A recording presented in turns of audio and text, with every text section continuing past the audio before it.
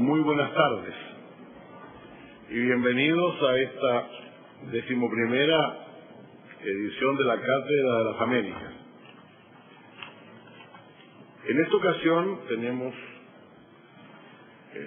la muy grata presencia con nosotros del profesor Jeffrey Sachs, quien será presentado por nuestra presidenta del Consejo, pero que entre sus títulos está el de ser director del programa de Naciones Unidas, el programa Millennium de Naciones Unidas, y ha desarrollado muy importantes trabajos en materia de desarrollo social y de un tema que hoy en todas las Américas se reconoce como el tema crucial de nuestra región, que es el tema de la pobreza, o si se prefiere, la lucha contra la pobreza.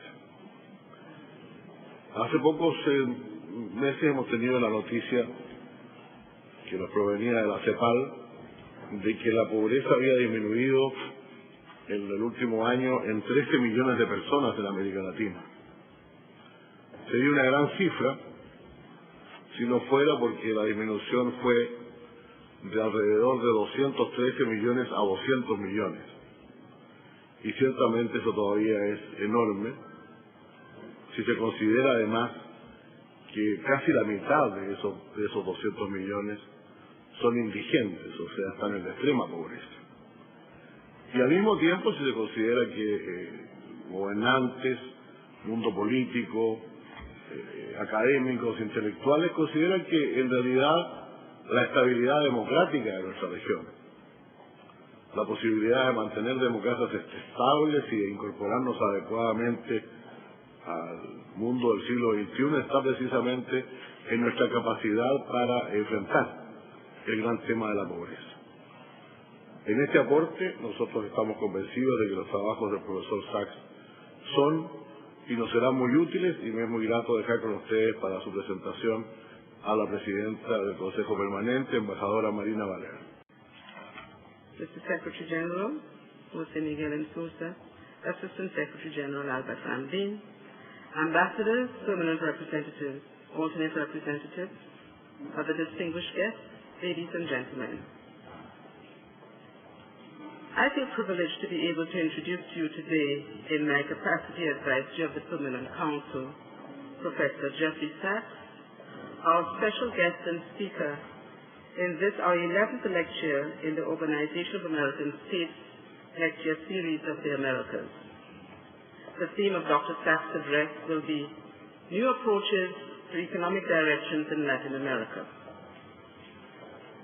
Dr. Sachs currently holds the positions of Director of the Earth Institute, President Professor of Sustainable Development, and Professor of Health, Policy and Management at Columbia University. He also serves as Director of the United Nations Millennium Project and Special Advisor to United Nations Secretary General Kofi Annan on the Millennium Development Goals, the internationally agreed goals to reduce extreme poverty, disease and hunger by the year 2015. He is in fact world-renowned for his leadership role in the fight against poverty. He has advised governments in Latin America, Eastern Europe, the former Soviet Union, Asia and Africa on economic reforms and has worked assiduously with international agencies on issues relating to poverty reduction, disease control, and debt cancellation in developing countries. In 2004 and 2005, Dr. Sachs was named among the 100 most influential leaders in the world by Time magazine, and is the 2005 recipient of the Sargent Shriver Award for Equal Justice. Author of hundreds of scholarly articles and several books, Dr. Sachs was recently elected to the Institute of Medicine and is Research Associate of the National Bureau of Economic Research. Prior to joining the staff of the University of Columbia, Dr. Sachs spent over 20 years at Harvard University, where he earned his BA, MA, and PhD degrees. His most recent appointment there was that of Director of the Center for International Development. Ladies and gentlemen, I present to you Dr. Jeffrey Sachs today's distinguished speaker in the 11th lecture of the Lecture Series of the Americas of this organization. Thank you. Secretary General, Ambassador Valère, distinguished ambassadors, ladies and gentlemen, and I understand friends from around the hemisphere by live video, let me say how honored I am to be your guest today and how lucky I feel to be in these most distinguished and historic halls to join you and to ponder the economic future of the Americas. For me, it's always a kind of homecoming in my own career because my first work and first love in the field of economics and economic development was in Bolivia, where I was so lucky to be warmly greeted and welcomed, and I've felt such a home and friendship for more than 2 decades now. And from the work in Bolivia, to have the opportunity to have worked in all parts of our hemisphere on the challenges of economic development, disease control, and all that goes with it. So for me, while in the last few years I've been focusing more on what is sad to say the most urgent problem on our planet, and that is the life and death struggle in Africa of millions of people dying of diseases and dying of mass hunger right now. It is wonderful for me to be back among so many friends and colleagues from past years, and I hope that it means a relationship that continues for many years to come. I can tell you, certainly from the perspective of the work now that I've been called upon to do for the Secretary General of the United Nations, that in so many ways Latin America is a blessed region, especially when you see the terrible disease burdens in Africa, often life expectancy only 40 years, the massive AIDS pandemic, the drought and hunger that afflicts so much of that continent, the extreme poverty, that with all of the economic challenges that Latin America faces, Latin America has so many wonderful strengths and achievements that we should keep that in perspective as well. Latin America is a region today of great stability politically, though not uniformly or exactly where one would hope in every case. It's a region where life expectancy tends to be 70 years or higher in most of the region, though that draws our attention to Haiti and some other pockets of extreme poverty that we need to pull our full forces together to address. It's a region where many of the basic challenges still being fought, for example in Africa, of children's education, of mass literacy, of access to safe drinking water, have largely been won throughout the continent. Again, not to diminish the remaining challenges in some places, but to say that the baselines that we're discussing are fortunately baselines well above the minimum, baselines where we're looking for even more progress, but where current conditions are in many ways strong, particularly in health, for example, and in many ways even above what the statistics on economics show, because this is a region where measured incomes are sometimes low, but quality of life is often even higher than is seen. And I think that that's a point to keep in mind. I believe that it's important to remember all of these accomplishments, including what I've observed over the 20 years of my own engagement in work in this region. When I began in July 1985 in Bolivia, virtually the entire region was still under military rule or was in a very fragile process of transition. There was active war underway in Central America, and now this is a region of strong democracies.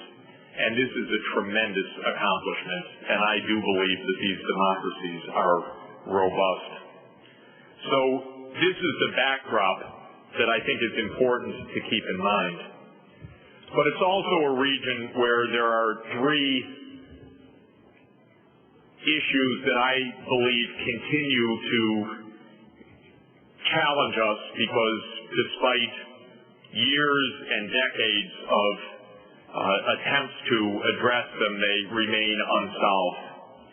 First, this is a region where broad-based economic growth has proven elusive now for more than a generation. There have been many improvements during that time: political improvement, rising life expectancy, fall in child mortality, improved disease control, rising literacy. So this has not really been a lost decade or decades, but it has been a period where good jobs and economic growth have not been achieved throughout most of the region. So the economic stagnation has been a continuing, unsolved, massive challenge.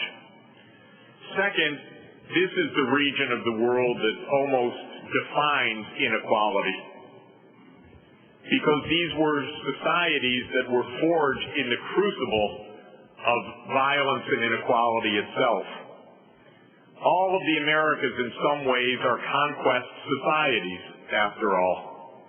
The challenge of uniting and bringing together indigenous populations, former slave populations, and conquering European populations has been a half a millennium of history. And I think the Americas are unique in this, because everywhere the terrible tragedies that were faced by the indigenous peoples of this hemisphere have not yet been solved, even 500 years after the Colombian incursion, if you could say. And the long-term legacies of this region being the center of slavery for so long have also not been solved. And so the sources of inequality in the region are not a mystery. This is a region that has more work to do because of its history of bringing together ethnicities, races, backgrounds, and cultures than probably any other part of the world. And for much of the history, this has not been a successful period. I think it's only in the rise of democracy that we see the hope for these fundamental issues being solved, because so much of the history of this region was using power to repress popular demands by majorities, not just minorities, but by impoverished majorities of indigenous or black populations in the face of vastly unequal power and political role. This, I think, is finally changing in our generation, but it still remains the major challenge. And by the way, this is not a Latin American problem. This is the United States problem, full-fledged the same way.